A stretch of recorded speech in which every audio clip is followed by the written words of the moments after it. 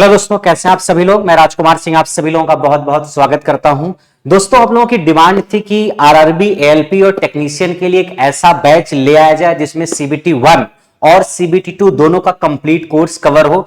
तो उसी के लिए आरआरबी एएलपी का बैच स्टार्ट हुआ है। ये एक ऐसा बैच है जिससे आप सीबीटी 1 और सीबीटी 2 के सारे सब्जेक्ट को कवर कर पाओगे, चाहे वो आपका ट्रेड का हिस्सा हो, चाहे वो आपका बेसिक साइंस और इंजीनियरिंग ड्राइंग का हिस्सा हो, चाहे आपका नॉन टेक्निकल में मैथ्स, रीजनिंग, जनरल साइंस, इन सारी चीजों का हिस्सा हो या करंट अफेयर्स वगैरह का हिस्सा हो, वो सारी चीजें आपके इस बैच में कवर होने वाली हैं। तो ये बैच जो है दो ट्रेड के लिए स्टार्ट किया गया है, एक तो इलेक्ट्रीशियन और एक फिटर ट्रेड के लिए स्टार्ट किया गया है। किन दो ट्रेड के लिए? एक इलेक्ट्रीशियन के बच्चों के लिए और दूसरा फिटर के बच्चों के लिए। इसमें कौन कौन से सब्जेक्ट होंगे? सीबीटी 1 और सीबीटी 2, इन दोनों जो स्टेजेस हैं 1 और 2 के, उनके जितने भी सब्जेक्ट हैं वो सारे के सारे सब्जेक्ट आपके इस बैच में कवर हो जाएंगे। तो एक तरीके से कंप्लीट बैच है एएलपी और टेक्नीशियन के लिए। इस बैच में आपको ट्रेड के साथ साथ रीजनिंग भी कराई जाएगी, मैथ्स भी कराई जाएगी, बेसिक साइंस भी कराई जाएगी, इंजीनियरिंग ड्राइंग भी कराई जाएगी, सारा हिस्सा कराया जाएगा। तो अगर आप इंडियन रेलवे, जो भारत सरकार का सबसे डाइवर्सिफाइड डिपार्टमेंट है, जिसमें 15 लाख से ज्यादा लोग नौकरियां करते हैं, एक ऐसा डिपार्टमेंट जो अपनी सुख सुविधाओं के लिए सबसे ज्यादा मशहूर है, अगर आप उस डिपार्टमेंट में लोको पायलट या टेक्नीशियन बनना चाहते हैं तो यह बैच आपके लिए बिल्कुल है। लोगों को ढोने वाली इंडियन रेलवे को चलाने का अगर आपका सपना है तो डेफिनेटली आप इस बैच को ज्वाइन कर सकते हैं। आइए हम बात करते हैं कि क्या क्या सब्जेक्ट होंगे जो इस बैच में कवर होंगे। तो आपको इस बैच में ट्रेड थ्योरी मिलेगी। ट्रेड थ्योरी का मतलब जो आपकी ट्रेड है, जिस ट्रेड से आपने आईटीआई कर रखा है या अगर आपने डिप्लोमा या बीटेक भी कर रखा है तो आपको कोई एक ट्रेड सेलेक्ट करनी होगी, उस ट्रेड का सिलेबस होगा। और ये जो बैच अभी फिलहाल आया है इसमें दो ट्रेड कवर होगी, एक इलेक्ट्रीशियन का बैच आ रहा है और एक फिटर का। ये दोनों अलग अलग बैच होंगे, इलेक्ट्रीशियन का अलग होगा, फिटर का अलग होगा।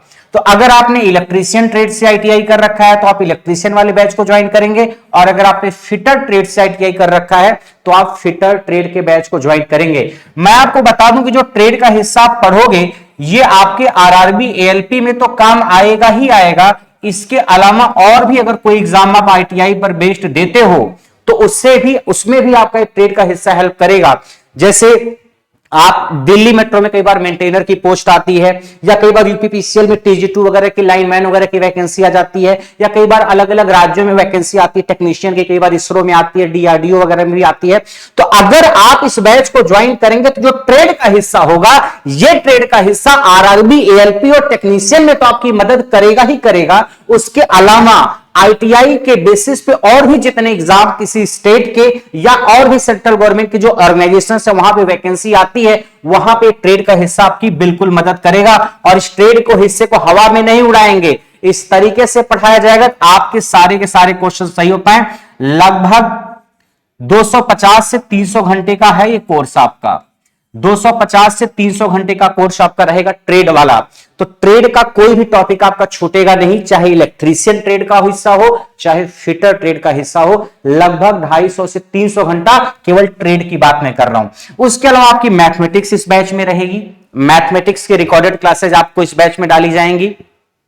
उसके अलावा रीजनिंग आपकी डाली जाएगी इस बैच में, recorded classes, general intelligence and reasoning. उसके अलावा जनरल साइंस इसमें डाली जाएगी, जो आपका सिलेबस है जिसमें फिजिक्स, केमिस्ट्री, बायो या इन्वायरमेंट वगैरह के जो सवाल आते हैं, फिजिक्स, केमिस्ट्री, बायो और इन्वायरमेंट से रिलेटेड सवाल जो आ सकते हैं वो आपके इस बैच में रहेंगे जनरल साइंस में। उसके अलावा general awareness of current affairs, जो जनरल अवेयरनेस है, चाहे वो किसी आदमी के ऊपर हो, चाहे स्पोर्ट्स के ऊपर हो, चाहे साइंस एंड टेक्नोलॉजी के ऊपर हो, चाहे पॉलिटी के ऊपर हो, तो जो भी सवाल आपके करंट अफेयर्स से रिलेटेड बनते हैं या जनरल अवेयरनेस से रिलेटेड बनते हैं, वो चीजें भी इस बैच में आपकी कवर कराई जाएंगी। और साथ ही साथ बेसिक साइंस और इंजीनियरिंग ड्राइंग भी होगा। कई बार चिंटू कंफ्यूज रहता है कि सर ये बेसिक साइंस और इस जनरल साइंस में अंतर क्या है। दोनों में काफी अंतर है। जनरल साइंस में आप देख रहे हो ये चीजें हैं, बेसिक साइंस और इंजीनियरिंग ड्राइंग का जो सिलेबस है इसमें अलग चीजें हैं। एक तरीके से इसका कुछ हिस्सा आप मान सकते हो फिजिक्स से मिलता जुलता है, इसका कुछ हिस्सा आप ये मान सकते हो फिजिक्स से मिलता जुलता है, बट ये अलग है, ये अलग है। इसमें आपका ये है जो आपके सिलेबस में है आरआरबी एएलपी के, और इसका जो सिलेबस है वो अलग है। मैं इसके सिलेबस की भी चर्चा करता हूं। तो ये सारी चीजें आपको इस बैच में मिलने वाली हैं, आप देख लो। आंख खोल के, दिमाग खोल के बिल्कुल देख लो ताकि कोई डाउट न रह जाए। You will get mathematics, reasoning, general science, general awareness, basic science and engineering drawing और खास करके ट्रेड। टीचर्स कौन पढ़ाएंगे सर इसमें? ट्रेड के जो स्पेशलिस्ट टीचर हैं वो ट्रेड को पढ़ाएंगे। जैसे इलेक्ट्रीशियन ट्रेड का लगभग 90% हिस्सा मैं पढ़ाऊंगा। उसके अलावा अगर मैं बात करूं फिटर ट्रेड की, तो फिटर ट्रेड में 2-3 टॉपिक मैंने पढ़ाया है, कुछ टॉपिक अंकित सर ने पढ़ाया है और कुछ टॉपिक एएन सर ने पढ़ाया है। तो ये ट्रेड के टीचर्स हैं। मैथ रीजनिंग के कौन से टीचर होंगे? करियर विल के जो शानदार और बेहतरीन मैथमेटिक्स के टीचर या रीजनिंग के टीचर हैं, उन्हीं टीचर्स की वीडियो आपके इस बैच में डलवाई जाएंगी।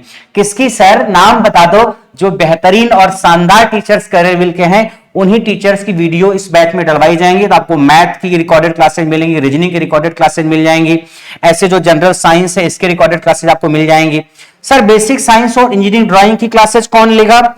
इसकी टीम बहुत ही शानदार है। क्यों सर? क्योंकि यह हिस्सा अकेले 40 नंबर का आने वाला है आपके एग्जाम में। यह हिस्सा अकेले 40 नंबर का आएगा और ये मेरिट में काउंट भी होगा। ये मेरिट में काउंट होगा क्योंकि सीबीटी 2 के पार्ट ए में आता है। तो इसका 50% के आसपास हिस्सा मैं कराने वाला हूं। कुछ हिस्सा जो है अंकित सर कराएंगे, कुछ हिस्सा एएन सर कराएंगे। तो मिला जुला करके जो 40 नंबर है, आपको इसमें 40/40 का टारगेट लेकर के चलना है। अभी इसका क्या सिलेबस मैं डिस्कस करूंगा। मैथमेटिक्स का नॉर्मल सिलेबस आप जानते हो, रीजनिंग का भी सिलेबस आप जानते हो। इसमें फिजिक्स, केमिस्ट्री, बायो वगैरह है जो 10th लेवल तक की आपको आनी चाहिए। और ट्रेड थ्योरी तो आपको बहुत अच्छे से पढ़ाई जाएगी। जो है बेसिक साइंस और इंजीनियरिंग ड्राइंग की अगर मैं बात करूं कि उसका क्या सिलेबस है, बेसिक साइंस और इंजीनियरिंग ड्राइंग में टोटल 12 टॉपिक है जो सिलेबस में मेंशन है। बेसिक साइंस और इंजीनियरिंग ड्राइंग में टोटल 12 टॉपिक मेंशन है। जैसे एक इंजीनियरिंग ड्राइंग है। इंजीनियरिंग ड्राइंग में क्या है? आपको प्रोजेक्शन पढ़ना है, व्यू है, ड्राइंग इंस्ट्रूमेंट है, लाइंस है, ज्योमेट्रिक फिगर है, सिंबॉलिक रिप्रेजेंटेशन है।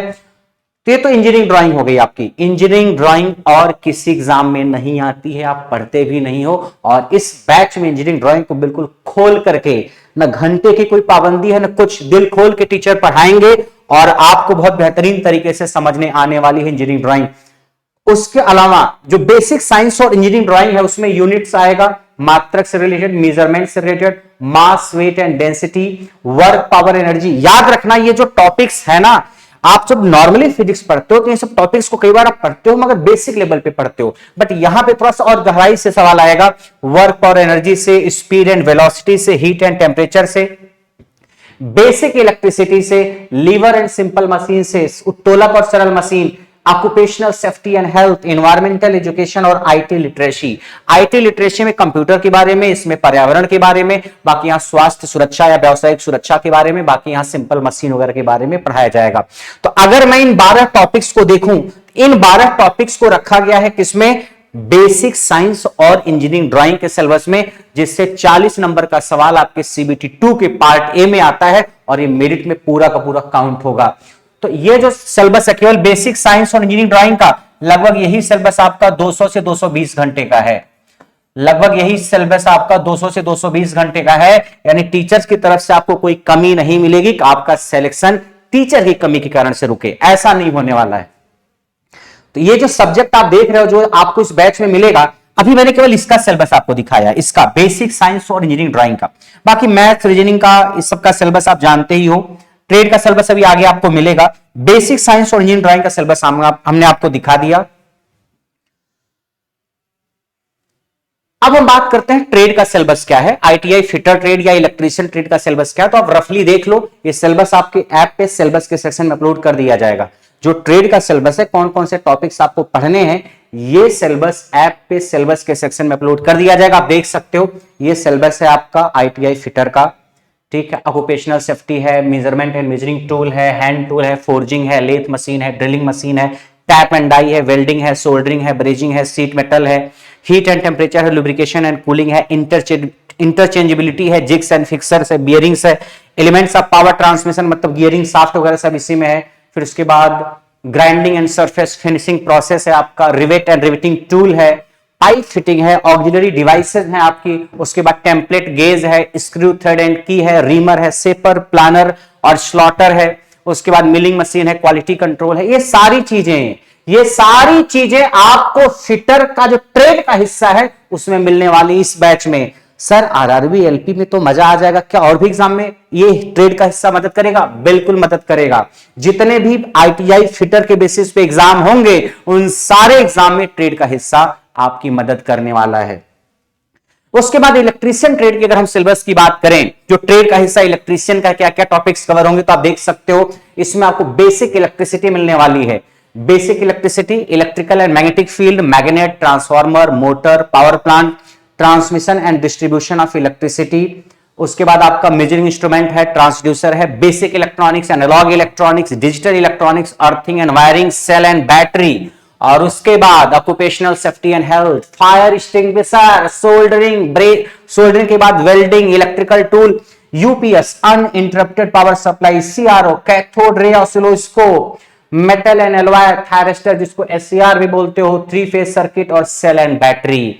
ये सारे टॉपिक इलेक्ट्रीशियन के ट्रेड में कवर होंगे इस बैच में। तो मैं आपको बता दूं, ये ट्रेड जो आप पढ़ोगे आरआरबी, एएलपी और टेक्नीशियन में, तो आपका किनारा लगेगा ही लगेगा। लेकिन उसके अलावा और भी जितने आईटीआई के एग्जाम होते हैं, कोई भी ऐसा एग्जाम छूटेगा नहीं जिसका ट्रेड का सवाल आए और आप इस बैच को पढ़ने के बाद ना कर पाओ। चाहे मशीन हो, जितनी बेहतरीन तरीके से मशीन मैंने इस बैच में पढ़ाया है, एक एक सवाल ढूंढ ढूंढ के इस बैच में कराया गया। चाहे वो डीसी मोटर हो, चाहे डीसी जनरेटर हो, चाहे सिंक्रोनस मोटर हो, चाहे इंडक्शन मोटर हो, चाहे सिंगल फेज मोटर हो, चाहे हिस्टैरिसीस मोटर हो, रिलक्टेंस मोटर हो, सर्वो मोटर हो, स्टेपर मोटर हो, कैप्स्टर स्टार्ट, कैप्स्टर रन, यानी जितने भी स्पेशल मोटर हो, चाहे सिंगल फेज, चाहे थ्री फेज, ट्रांसफार्मर, मैग्नेट, वो सारे के सारे टॉपिक्स इस बैच में आपको कराए गए हैं। तो आपका ये ट्रेड वाला हिस्सा आरआरबी, एएलपी में मदद करेगा, टेक्नीशियन में मदद करेगा। और अगर इस एग्जाम में खुदा न खास्ता एक दो नंबर से कई बार चिंटू आगे पीछे हो गया, तो बाकी और एग्जाम में भी आपकी मदद करेगा। दिल्ली मेट्रो में वैकेंसी आती है मेंटेनर की, आपका यहां से ट्रेड का हिस्सा परफेक्टली कवर हो जाएगा। आपका डीएमआरसी का एग्जाम भी, यूपी पीसीएल की आप तैयारी करते हो, यूपी आर्मिनल की तैयारी करते हो, हरियाणा में असिस्टेंट लाइनमैन की तैयारी कर रहे हो, आप राजस्थान की तैयारी कर रहे हो, बिहार में किसी भी राज्य में अगर आप लाइनमैन, टेक्नीशियन वगैरह की तैयारी करते हो, चाहे इलेक्ट्रीशियन ट्रेड से, चाहे फिटर ट्रेड से, तो ये बैच आपकी पूरी की पूरी मदद करने वाला है। हाँ, जब आपकी वीओडी डलवाई जाएगी तो सबसे पहले एक दो टॉपिक की वीओडी डलवाई जाएगी। जैसे अगर इलेक्ट्रिकल की बात करूं तो पहले मैं बेसिक इलेक्ट्रिकल के वीओडी डलवाऊंगा, जिसमें डीसी और एसी का दो सेक्शन होगा। एक डीसी का सेक्शन होगा, एक एसी का सेक्शन होगा। आप पहले बेसिक इलेक्ट्रिकल को पढ़ना अच्छे से। बेसिक इलेक्ट्रिकल पढ़ के आपको बहुत मजा आएगा और ये फाउंडेशन है, आधार है बाकी सब्जेक्ट का। तो सबसे पहले वीओडी हम इसकी डलवाएंगे, क्योंकि ये सीबीटी 2 में आता है, तो सारी वीडियो तुरंत इसकी नहीं डलवाएंगे, पहले इसकी वीओडी डलवाएंगे, उसके बाद एक एक करके बाकी की वीओडी भी डलवाएंगे। तो सबसे पहले आप यही सब्जेक्ट पढ़ेंगे। ऐसे फिटर में भी पहले एक दो टॉपिक की वीओडी डलवाएंगे, आप उसको पढ़ोगे, फिर एक एक करके बाकी की वीओडी भी, टेक्निकल की बात में कर रहा हूं, ट्रेड की, वो डलवाएंगे। बाकी आपका एडमिशन इसमें 24 फरवरी से स्टार्ट हो रहा है और 27 फरवरी 28 फरवरी तक आपकी सीबीटी 1 की जो वीडियोस पढ़नी है, जिससे आप सीबीटी 1 को टारगेट करके अपनी तैयारी को स्टार्ट कर सकते हो, वो सारी वीओडी आपकी पढ़ जाएंगी 27-28 फरवरी तक। बाकी जो स्टेज 2 है सीबीटी 2, उसकी वीडियो धीरे धीरे पढ़ती रहेंगे, आप आराम आराम से पढ़ते रहना, एक बार में सारी वीडियो तो देखोगे नहीं। तो ये आपका ट्रेड का सिलेबस हो गया। उसके बाद इस बैच में क्या क्या होगा, फीचर्स क्या हैं इस बैच के। सबसे पहले तो आपको ट्रेड थ्योरी पूरी डिटेल में पढ़ाई जाएगी। कई बार आप देखते हो कुछ लोग पढ़ाते हैं कि हाँ 35% नंबर ही लेके आना है, 35% नंबर ही तो लेके आना है ट्रेड में, उड़ा दो हवा में। अरे उड़ाने से काम नहीं चलने वाला है, उड़ाने से काम नहीं चलने वाला। इतना घुस घुस के अंदर अंदर से सवाल पूछा गया आरआरबी में, मैंने सवाल प्रीवियस ईयर के देखे। तो अगर आपको लगता है कि आप ऊपर ऊपर से पढ़ करके 35% नंबर आसानी से ले आ पाओगे, तो कई बार सब कुछ आपका अच्छा रहेगा, ट्रेड में अगर आपने थोड़ी सी लापरवाही की तो सारी मेहनत पे पानी फिर जाएगा, क्योंकि सवाल कई बार बहुत बारीकी से अंदर से पूछता है। तो ट्रेड थ्योरी आपकी बहुत डिटेल में कराई जाएगी। साथ ही जो बैचेज होंगे हिंदी और इंग्लिश दोनों लैंग्वेज में पढ़ाया गया है, कोशिश आप करोगे तो आप मैनेज कर ले जाओगे। उसके अलावा सारे टीचर्स आपके बेहतरीन रहेंगे, पीडीएफ नोट्स आपको मिलेगा, कुछ क्वेश्चन की भी पीडीएफ मिलेंगी, बाकी जो थ्योरी के नोट्स हैं उसकी भी नोट्स आपको मिलेंगे, यानी जो क्लास में पढ़ाया गया होगा उसके नोट्स। साथ ही साथ इंजीनियरिंग ड्राइंग पे खास ध्यान दिया जाएगा। इंजीनियरिंग ड्राइंग को बहुत बेहतरीन तरीके से पढ़ाया गया है इस बैच में, तो आपको इंजीनियरिंग ड्राइंग बिल्कुल समझ में आएगी और मजा आ जाएगा पढ़ करके। ऐसा बैच जो आरआरबी, एएलपी और टेक्नीशियन के सपने को पूरा करेगा। कैसे पूरा करेगा?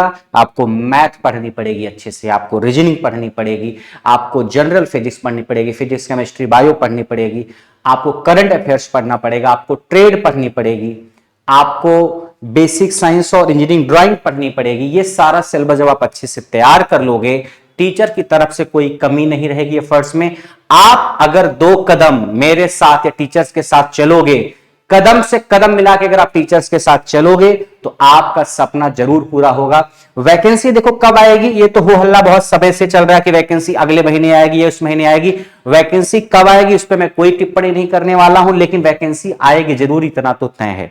वैकेंसी आएगी जरूर, इतना तो तय है। कब आएगी ये नहीं कहा जा सकता, तो आपको बहुत ज्यादा डिले नहीं करना है कि वैकेंसी आए तब स्टार्ट करें आप तैयारी, क्योंकि वैकेंसी आने के बाद कई बार बहुत ज्यादा टाइम आपको मिल नहीं पाता है। तो आप इस बैच को ज्वाइन करिए, आप एक एक करके सारे सब्जेक्ट्स को पढ़िए, तो आपका जो एएलपी का या टेक्नीशियन का सपना है वो जरूर पूरा होगा। आप लोगों की डिमांड थी कि सर कभी आप ट्रेड का बैच ले आते हो, कभी आप केवल बेसिक साइंस और इंजीनियरिंग ड्राइंग का बैच ले आते हो। एक ऐसा पैकेज लेके आइए जिसमें एडमिशन लेने के बाद हमें इस एग्जाम को क्रैक करने के लिए और किसी बैच को लेने की जरूरत ना हो। तो आपकी डिमांड पर, आपकी दरख्वास्त पर बैच आया है, जिसमें CBT 1 और CBT 2 के जितने भी सब्जेक्ट हैं वो सारे के सारे सब्जेक्ट कवर होंगे। ट्रेड के हिस्से की बात करें तो इलेक्ट्रीशियन ट्रेड के लिए और फिलहाल फिटर ट्रेड के लिए है। इन 2 बैचेस के लिए इन 2 ट्रेड के लिए बैच स्टार्ट किया गया है। इस बैच के अगर मैं घंटे की बात करूं, इसके क्वालिटी की बात करूं, टीचर्स की एनर्जी की बात करूं, तो इस बैच की फीस कुछ डिफाइन करना पॉसिबल ही नहीं है, बट फिर भी आप लोगों के लिए 2499 रुपए ये फीस रखी गई है एक लिमिटेड सीट्स के लिए। तो आप इस फीस का फायदा उठाइए और बैच को पढ़िए। इसकी वैलिडिटी रहेगी 1.5 साल तक, यानी 1.5 साल तक आप वीडियो को कभी भी देख सकते हो। आप वीडियो को डाउनलोड भी कर सकते हो। एक बार आपने डाउनलोड कर लिया अपने ऐप में, तो जब तक आपके कोर्स की वैलिडिटी रहेगी तब तक आप वीडियो को कभी भी देख सकते हैं। स्पीड बढ़ा के देख सकते हैं, स्पीड घटा के देख सकते हैं। कभी कोई क्लास आपको समझ में नहीं आई तो इस वीडियो को दोबारा तिबारा भी देख सकते हैं। तो याद रखना ये फीस 2499 है। This is discounted fee and this is for the limited period. तो आप इस बैच का फायदा उठाइए। और अगर जो बच्चा करियरविल के जेई और आईटीआई एग्जाम में एडमिशन लिया हुआ है, जेई एंड आईटीआई एग्जाम में एडमिशन लिया हुआ, लाइक आईटीआई इलेक्ट्रीशियन ट्रेड में अगर आपने एडमिशन लिया हुआ है, या आईटीआई फिटर ट्रेड में आपने एडमिशन ऑलरेडी ले रखा है, या basic science and engineering drawing में आपने एडमिशन ले रखा है, तो आपके लिए एक अलग से भी डिस्काउंट एक नॉमिनल सा है इसके अलावा भी, क्योंकि आपने ऑलरेडी इस बैच में एडमिशन ले रखा है ट्रेड में, बेसिक साइंस इंजीनियरिंग ड्राइंग में। तो आप जाकर के चेक करेंगे जब एडमिशन लेंगे तो डिस्काउंट आपको वहां पे दिखेगा। उसके लिए किसी कूपन कोड की जरूरत नहीं है, आपको अलग से कुछ भी किसी से पूछना नहीं है, वो आपके नंबर पे ऑलरेडी एक्टिवेट रहेगा। लेकिन उनके लिए जिन बच्चों ने आईटीआई का या जूनियर इंजीनियर का कोई भी बैच करियर लैब पे अभी फिलहाल लिया हुआ है, चाहे आईटीआई इलेक्ट्रीशियन का, चाहे आईटीआई फिटर का, चाहे आईटीआई डीजल मैकेनिक का, चाहे जेई इलेक्ट्रिकल का, उन बच्चों के लिए एक नॉमिनल सा डिस्काउंट और है। बाकी 2499 फीस जो है इसको किया गया है, जो फीस आपके कंटेंट के हिसाब से बहुत ही नॉमिनल रखी गई है। और अगर बैच से रिलेटेड कोई इशू है तो आप तो करियर लैब के हेल्पलाइन नंबर पे फोन करके या मेल करके पूछ सकते हैं, या उसके अलावा इस नंबर पे भी आप व्हाट्सएप मैसेज करके पूछ सकते हैं। आप फोन नहीं करेंगे, आप व्हाट्सएप मैसेज करके छोड़ देंगे। अगर कोई बहुत जेन्युइन प्रॉब्लम है, शायद जिसको मैंने अभी एड्रेस नहीं किया, मैंने उसकी चर्चा नहीं की और वो चीज आपको परेशान कर रही है, तो आप मैसेज कर देंगे तो आपको 2-3 दिन के अंदर रिप्लाई मिलेगा। आप परेशान नहीं होंगे, आप फोन भी नहीं करेंगे, आपको रिप्लाई मिलेगा। ठीक है, अब मैं बात करता हूं इस एग्जाम के पैटर्न की कि सर स्टेज 1 में क्या क्या सब्जेक्ट्स आते हैं, स्टेज 2 में क्या क्या सब्जेक्ट्स आते हैं, या उनका वेटेज कितना है। तो मैं बता दूं, स्टेज 1 में आपको 60 मिनट का टाइम मिलेगा और क्वेश्चन मिलेंगे कितने, 20 क्वेश्चन मैथ के, रीजनिंग के 25, जनरल साइंस के 20 और जनरल अवेयरनेस के 10, यानी 20, 20, 40, 50, 60, 65 और 10, 75 क्वेश्चन आपको मिलेंगे। यानी 60 मिनट का टाइम रहेगा और 75 क्वेश्चन आपको करने होंगे। 60 मिनट में 75 क्वेश्चन। ये जो स्टेज 1 है, this is qualifying in nature. Qualifying in nature का मतलब यह है कि आपकी इसकी एक कट ऑफ बनेगी, और जो भी कट ऑफ बनेगी अगर आपने उसको क्वालिफाई कर लिया, उस कट ऑफ के बराबर आप पहुंच गए, फिर इस नंबर का कोई फायदा नहीं है। बात समझ में आ रही है आपको? यानी इस पेपर में, स्टेज 1 में आपने पेपर दिया, स्टेज 1 का पेपर होने के बाद एक कट ऑफ डिसाइड होगी आरआरबी के द्वारा, और उस कट ऑफ को अगर आपने क्रॉस कर लिया तो अब आपने जस्ट उसको क्रॉस किया है, कट ऑफ से 10 नंबर ज्यादा ले आए हो आप, या कट ऑफ से 20 नंबर ज्यादा ले आए हो, उससे कोई फर्क नहीं पड़ता, इसको पास करना जरूरी है। यानी जितना न्यूनतम नंबर निर्धारित किया जाएगा वो नंबर अगर आप पा गए तो स्टेज 1 से आप स्टेज 2 पे जंप कर जाओगे, और जब स्टेज 2 पे आप चले गए तो स्टेज 1 में कितने नंबर है कोई फर्क नहीं पड़ता। लेकिन अगर कहीं स्टेज 1 में ही लटक गए फिर तो स्टेज 2 की बात ही नहीं है। तो स्टेज 1 को भी आपको अच्छे से तैयार करना है, क्योंकि ये वो सब्जेक्ट हैं जो हर एग्जाम में आते हैं। मैथ्स है, यहां पे रीजनिंग है, जनरल साइंस है आपकी, जनरल साइंस मतलब फिजिक्स, केमिस्ट्री, बायो और थोड़ा सा एनवायरमेंट वगैरह। उसके बाद जनरल अवेयरनेस मतलब जो आपके करंट अफेयर्स से रिलेटेड चीजें हैं, कि जैसे राहुल गांधी ने भारत जोड़ो यात्रा कहां से स्टार्ट की, ऐसे कुछ सवाल बन सकते हैं। ये स्टेज 1 है। उसके बाद सेकेंड स्टेज की अगर हम बात करें, देखो स्टेज 1 और स्टेज 2 अलग अलग दिन होगा। कई बार चिंटू यही सोच के परेशान होता है क्या एक ही दिन में हो जाएगा सर? नहीं, स्टेज 1 होगा, उसका रिजल्ट आएगा, और रिजल्ट आने के बाद फिर स्टेज 2 होगा। जो लोग स्टेज 1 में क्वालिफाई करेंगे फिर स्टेज 2 होगा। स्टेज 2 में 2 पार्ट है, एक पार्ट ए और एक है पार्ट बी। पार्ट ए में मैथ्स से आएंगे 25 क्वेश्चन, रीजनिंग से आएंगे 25 क्वेश्चन, यहां से आएंगे 40 क्वेश्चन और यहां से आएंगे 10 क्वेश्चन। समझ रहे हो आप? टोटल कितने हो गए? 25 25 50 40 और 10, 100 क्वेश्चन हो गए। मैथ्स से 25, रीजनिंग से 25, बेसिक साइंस से 40 और जनरल अवेयरनेस से 10, और आपकी जो ट्रेड है उस ट्रेड से आएंगे 75 क्वेश्चन। ट्रेड से 75 क्वेश्चन आने वाले हैं। इसके लिए आपको 90 मिनट का टाइम मिलेगा इन 100 क्वेश्चन के लिए, और इसके लिए आपको 60 मिनट का टाइम मिलेगा इन 75 क्वेश्चन के लिए। ये जो पेपर है पार्ट ए और पार्ट बी, ये दोनों एक ही दिन होगा, एक साथ ही होगा।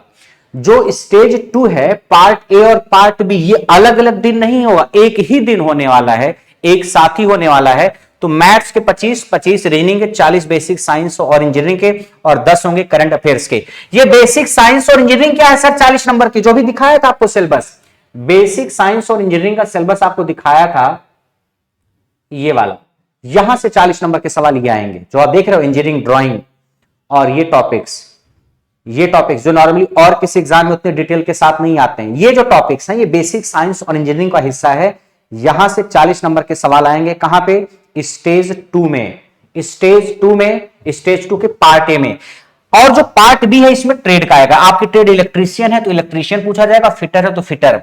यानी आप किसी भी ट्रेड से आते हो, आपका जो पेपर होगा उसमें अंतर अगर सवालों में किसी टॉपिक में रहेगा तो केवल ट्रेड में रहेगा।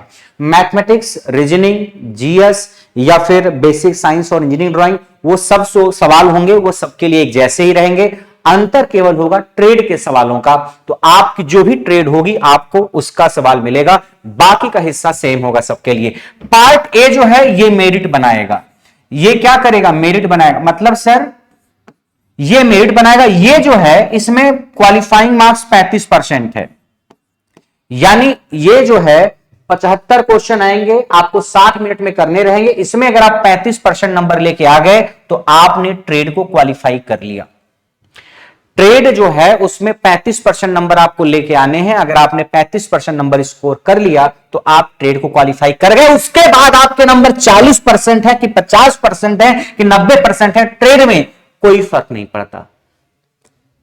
बात समझ में आ रही? इसमें 35% नंबर लेके आना जरूरी है। 35% आ गए तो ठीक, उसके बाद 40% आ रहे हैं कि 90% आ रहे हैं, कोई फर्क नहीं पड़ता। तो सर इसको उतना ही पढ़े कि बस 35 आ जाए, अटक जाओगे चिंटू। 35 का पढ़ोगे तो 20% नंबर आएंगे।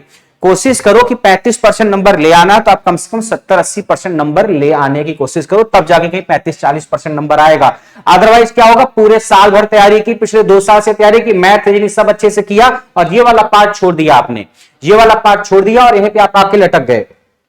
तो 35% नंबर जरूर ले आना है, लेकिन आपको इस पार्ट के लिए भी पूरी तरीके से मेहनत करनी है कि 70-80% कम से कम नंबर स्कोर करने की आप कोशिश करो यहां पे, तब जाके आप 35-40-45 पे कहीं अटकोगे। तो ये वाला जो हिस्सा है ये क्वालिफाइंग है, मतलब 35% नंबर ले आना है, उसके बाद ये जुड़ने वाला नहीं है। लेकिन जो ये हिस्सा है ये मेरिट बनाएगा, ये हिस्सा मेरिट बनाएगा। यानी मेरिट बनाने वाले हिस्से की अगर हम बात करें तो जो आपका CBT 1 है उसमें एक मिनिमम मार्क्स आप लेके आ गए, उसके बाद कितने नंबर आप ले आ रहे हो कोई फर्क नहीं पड़ता। ट्रेड में आप 35% नंबर लेके आ गए, उसके बाद कितने नंबर लेके आए हो कोई फर्क नहीं पड़ता। लेकिन ये जो हिस्सा आपका है इसमें जितने ज्यादा नंबर आप लेके आओगे उतना आपको फायदा मिलने वाला है। जैसे अगर आप साइको दे रहे हो तो साइको में अगर यहां पे आप ज्यादा नंबर लेके आओगे तो डेफिनेटली आपको फायदा मिलने वाला है। ये तो एग्जाम का पैटर्न है, तो सारे सब्जेक्ट्स आपको इस बैच में मिलने वाले हैं। उसके अलावा दूसरा सवाल आता है बच्चों का कि सर एएलपी में कौन बैठ सकता है या फिर टेक्नीशियन में कौन बैठ सकता है। तो अगर आपने आईटीआई कर रखा है, आपने क्या कर रखा है, आईटीआई, तो आप एएलपी की पोस्ट पे भी जा सकते हो और टेक्नीशियन की पोस्ट पे भी जा सकते हो, दोनों पे जा सकते हो आप, ठीक है। और अगर आपने केवल डिप्लोमा कर रखा है, केवल डिप्लोमा या केवल बीटेक कर रखा है, आपने केवल डिप्लोमा कर रखा है, केवल बीटेक, तो आप केवल एएलपी की पोस्ट पे जा सकते हो, टेक्नीशियन की पोस्ट पे नहीं, ठीक है। और डिप्लोमा और बीटेक भी अगर आपने सिविल ब्रांच से कर रखा है या कंप्यूटर साइंस से कर रखा है तो एप्लीकेबल नहीं हो आप। आपका डिप्लोमा या बीटेक होना चाहिए इलेक्ट्रिकल से रिलेटेड कोई ब्रांच हो, या इलेक्ट्रॉनिक्स से रिलेटेड हो, मैकेनिकल से रिलेटेड हो, या ऑटोमोबाइल वगैरह से रिलेटेड हो तो चलेगा। यानी अगर आपने डिप्लोमा या बीटेक सिविल या कंप्यूटर साइंस से किया है तो आप इस बेसिस पे एप्लीकेबल नहीं हो।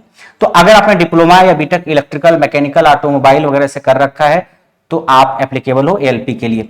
अब अगर आपने सिर्फ 12th कर रखा है, वो भी पीसीएम से, फिजिक्स केमिस्ट्री मैथ से, तो भी आप एप्लीकेबल हो किसके लिए, टेक्नीशियन की कुछ पोस्ट के लिए, आप टेक्नीशियन की कुछ पोस्ट के लिए एप्लीकेबल हो। यानी मैं ये कहना चाह रहा हूं अगर कोई बच्चा बीटेक कर रखा है, तो बीटेक कर रखा है और मान लीजिए सिविल ब्रांच से बीटेक कर रखा है, तो बीटेक सिविल से कर रखा है उसके बेसिस पे तो अप्लाई नहीं कर पाएगा। लेकिन उसने अगर 12th भी कर रखा है तो 12th के बेसिस पे टेक्नीशियन की पोस्ट के लिए अप्लाई कर सकता है, टेक्नीशियन के कुछ पदों पे आप जा सकते हो।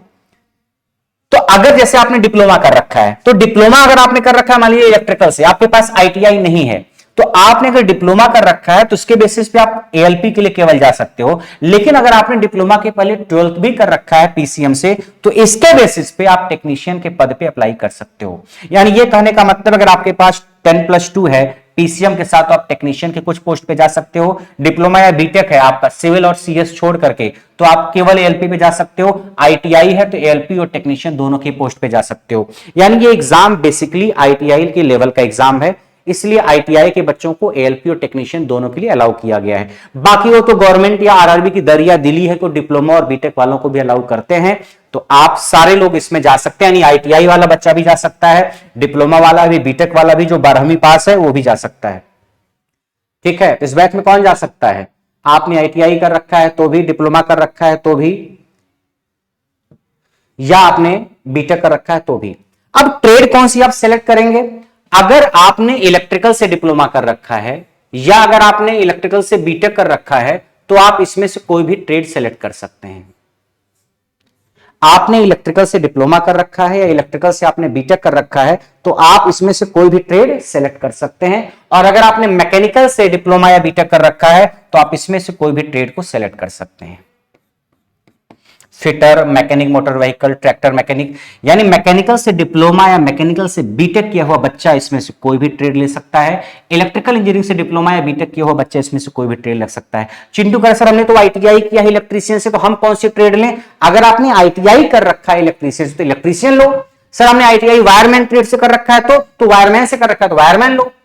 आपने अगर आईटीआई कर रखा है तो जो भी आपकी ट्रेड है आप उस ट्रेड से अप्लाई करिए। और अगर आपने आईटीआई नहीं डिप्लोमा कर रखा है, बीटेक कर रखा है, तो उसकी बात मैं कर रहा हूं कि मैकेनिकल से डिप्लोमा बीटेक करने वाले इसमें से कोई भी ट्रेड सेलेक्ट कर सकते हैं। ऐसे ही इलेक्ट्रॉनिक्स से अगर आपने डिप्लोमा या बीटेक कर रखा है तो आप इन दोनों में से कोई भी ट्रेड ले सकते हो। अगर आपने ऑटोमोबाइल इंजीनियरिंग से डिप्लोमा या बीटेक कर रखा है तो आप इसमें से कोई भी ट्रेड ले सकते हो। और अगर आपने 10+2 कर रखा है फिजिक्स एंड मैथ से तो आप इसमें से कोई भी ट्रेड सेलेक्ट कर सकते हो।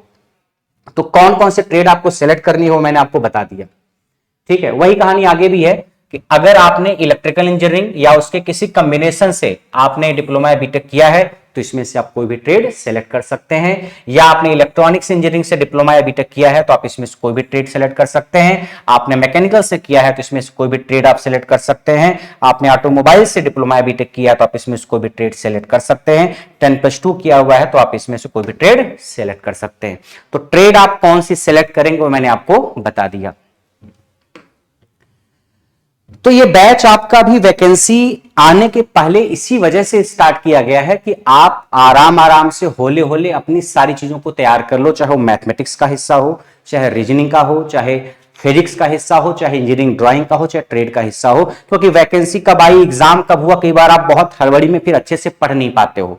तो इस वजह से बैच आप जल्दी स्टार्ट किया गया है कि आप इस बैच में एडमिशन लेकर के अपनी तैयारी को बेहतर करते जाइए, ताकि जैसे ही वैकेंसी आए आप उस पर टूट पड़ो। तो ये बैच की सारी जानकारी थी, मैंने आपको सारी जानकारी दे दी है। उसके बावजूद भी अगर किसी जानकारी को लेकर के या किसी चीज को लेकर आप परेशान हो, तो आपके पास ये नंबर है, आप इस पे व्हाट्सएप मैसेज करके पूछ सकते हैं। आप फोन नहीं करेंगे या करियरविल ऐप का जो हेल्पलाइन नंबर है उस पे आप फोन कर सकते हैं। तो आप इस बैच को ज्वाइन कर सकते हैं अगर आपने इलेक्ट्रीशियन ट्रेड या फिटर ट्रेड से आईटीआई कर रखा है तो, या इलेक्ट्रीशियन या फिटर ट्रेड को अगर आप चुनना चाहते हैं, यानी अगर आपने मैकेनिकल से बीटेक या डिप्लोमा किया है तो आप फिटर ट्रेड चुन सकते हैं। आपने इलेक्ट्रिकल से डिप्लोमा या बीटेक किया है तो आप इलेक्ट्रीशियन ट्रेड को चुन सकते हैं। तो यहां पे जो बैच है, नॉन टेक वाला हिस्सा तो हर ट्रेड के लिए एक ही जैसा है, लेकिन जो ट्रेड वाला हिस्सा है वो दो बैच के लिए स्टार्ट कराया गया है, एक इलेक्ट्रीशियन के लिए और एक फिटर के लिए। लेकिन अगर फिटर वाले बैच में चाहें तो मशीनिस्ट और टर्नर ट्रेड के बच्चे भी एडमिशन ले सकते हैं। फिटर ट्रेड में मशीनिस्ट और टर्नर ट्रेड के बच्चे भी एडमिशन ले सकते हैं, क्योंकि इन दोनों ट्रेड में लगभग 5-10% का अंतर है। तो जो टर्नर या मशीनिस्ट का ट्रेड का हिस्सा है वो भी मैं इस बैच में डलवा दूंगा। जो ट्रेड का हिस्सा मशीनिस्ट और टर्नर के लिए है वो भी मैं उस बैच में अलग से डलवा दूंगा और मेंशन करवा दूंगा कि ये केवल मशीनिस्ट को पढ़ना है, ये केवल टर्नर को पढ़ना है। ऐसे 1-2 टॉपिक्स ही हैं। तो आप फिटर वाले बैच को मशीनिस्ट और टर्नर के लोग भी ज्वाइन कर सकते हैं, इलेक्ट्रीशियन ट्रेड के बैच को वायरमैन ट्रेड के बच्चे भी ज्वाइन कर सकते हैं। तो ये थी इस बैच की सारी जानकारी। आप इस बैच को ज्वाइन करिए और मेहनत और शिद्दत के साथ आप तैयारी करेंगे तो डेफिनेटली आपका जो सपना है वो जरूर पूरा होगा, क्योंकि वैकेंसी हर बार तो नहीं आती, हर साल भी नहीं आती, 2-4 साल के अंतराल पे आती है जब वैकेंसी वगैरह आती है। तो इस बार अगर वैकेंसी आती है मोदी जी के चुनाव से पहले, तो आपको अपना पूरा दम लगा देना है और इस बार आपको भारत सरकार के सबसे डाइवर्सिफाइड डिपार्टमेंट जो कि भारतीय रेलवे है उसमें नौकरी हासिल करनी है। Thank you so much.